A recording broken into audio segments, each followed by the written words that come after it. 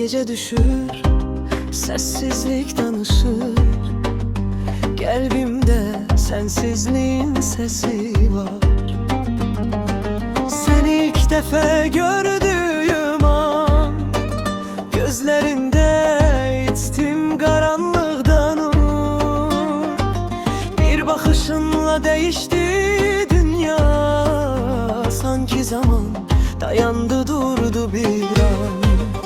Sensiz zaman dayanır, saatler susur, yüreğim yanır. Senli hatireler içimde yaşayır.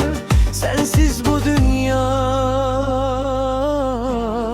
bana dar gelir.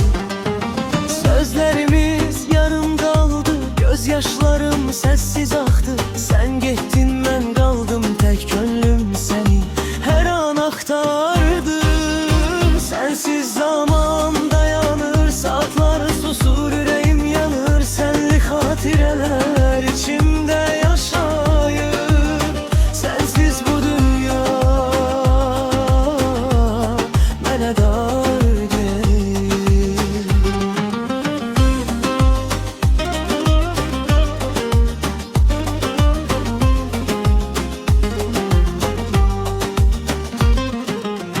Niye gittin, niye sustun? Söz demeden hissiz yok oldun. Sessiz gecelerde seni çağırdım.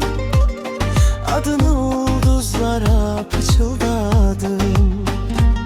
Ama hele de bir ümit var. Bir gün kaydarsan değer, kapımı döyersen mi?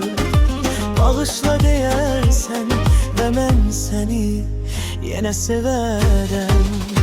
Sensiz zaman geçmir ama ümit içimde sönmür. Senli sabahlar üçün yaşayıram.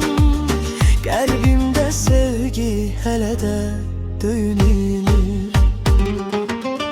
Belki de yollarımız ayrıdır, belki de talebele yazılır.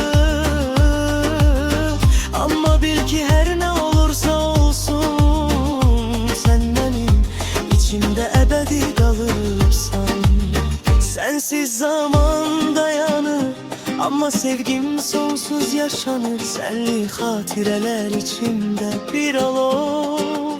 Sensiz de yaşayıram, seni severek.